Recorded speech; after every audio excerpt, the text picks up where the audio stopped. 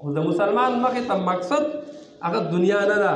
د مسلمان مخې ته مقصد دنیا کې لږ وخت تېرول دي، د دې اسبابو دننه د دې پیسو د دنیا د خواهشاتو دننه خپل رب راضي کول دی، او آخرت ته زمونږ تاسو ټول تلل دي. او د دې بدله یو آسان د ستاسو د پوهې دپاره یو مثال درکومه. زمونږ د دنیا د اعمالو مثال داسې دی، په لاره باندې ځي او ګاډی روان دی، وړوکی موټر دی، هر څه دي، او موږ تاسو ځو په لاره او یو کس لاس ووایي، موږ یې کاکا چېرته ځي؟ دی وایي ته څوک یې؟ زه پلانکي ځای ته ځم، خو ته یې څوک؟ وایي زه مال دولت یم. او نو ډریور کاکا ورته ډېر خوشحاله شي، راخېږه ستا نه بغیر ژوند نه تېرېږي، ته چې را سره یې نو زه به خوشحاله یم، مال چې د سره یې نو په غره کې لارې کوي. نو ځان سره وخېږئ، ورپسې مخکې ځي بل راشي، ته څه کې؟ وایي ځمکې دی یم. نو دی ورته وایي راخېږه چې ځمکې دې ډېرې، نو خان ملک او نواب به نو هغه هم ځان سره راوخېږي. بل کس په لاره ورته لاس ووایي راوخېږه، ته څوک یې؟ چېرته دی؟ وایي زه عهدې یم، بینک بیلنس او دا قسم طریقې ورته د مال ګټلو د دنیا د خواهشاتو یادې کړي.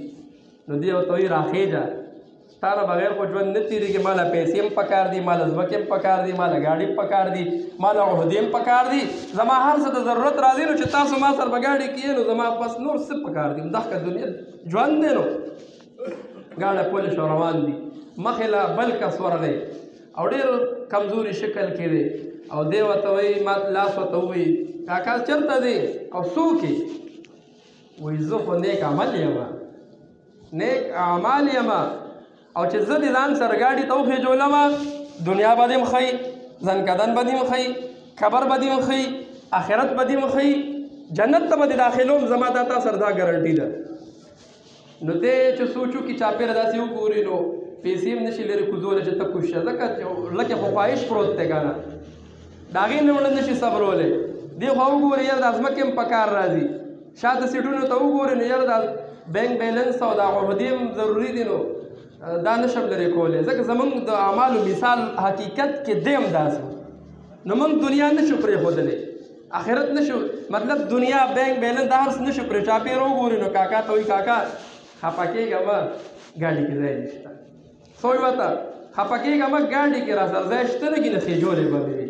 نو چې لږ مخکې لاړې شي او هلته کې ترنه شي، یو طرف ته چې وګوري نو ښکلې باغونه دي، ښکلې خوشحالۍ دي، ښکلې نظارې دي، چې بل طرف ته وګوري تک تورتم دی او تیارې دي. نو عام طور باندې انسان ښه خوشحالي او ښه ځای غواړي.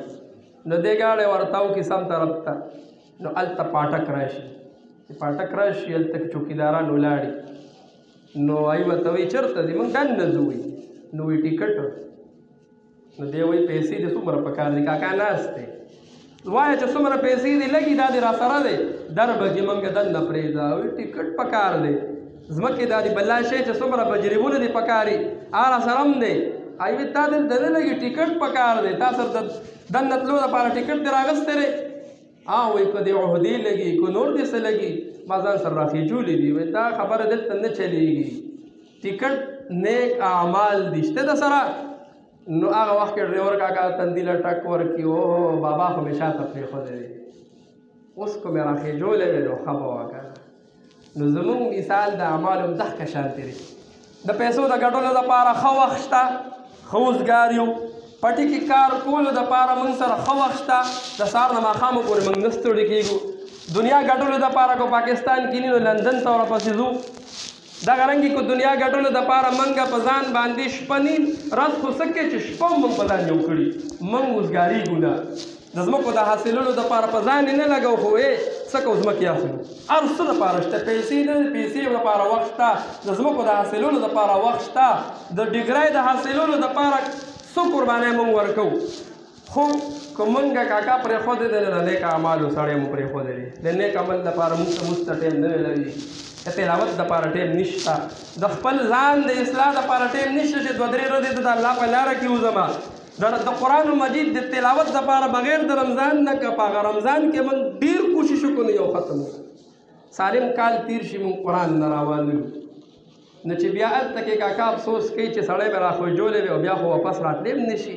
نو موږ به هم دغه شان افسوس کوو چې کاش چې نیک عمل مو کړی وی، نو کاش چې دا خلکو به راته وي چې دا سمه لار ده، نو چې په هغې تللی وی که نه، کاش چې خلک راته ستړي شي وو چې ګوره دا دنیا ده او دا آخرت دی دا قرآن دی دا قیامت دی نو چې مو هغه منلی دی که نه نو چې بیا ارمانونه کوو او دې ژوند پسې چې الله موقع م راکړې ده صحت یې م راکړی دی پیسې م راکړي دي دنیا یې م راکړې ده بچي م راکړي دي هر څه یې راکړي دي مونږ اوس ولې داسې سوچ نه کوو مخکې دپاره چې آخرت کې ستومانه یم په آخرت کې بیا زه په دې خپلو کړو ستومانه یم اوس نو ولې دا عزم نه کوم که زه چېرې مونځ کوم زه تلاوت کوم زه په دین باندې په صحیح معنو کې چلېږم ولې دا دنیا به الله ماله نه راکوي که چېرې زه د قرآن تلاوت کوم د قرآن دپاره ټایم وباسم ولې دا دنیا به الله ماله نه راکوي الله به د دې نه په ډبل درکوي چونکې زمونږ زړه دا تسلیم کړي نه دي نو خبره مې دا کوله که وروستو ډېر ارمانو کو بیا بس نه کېږي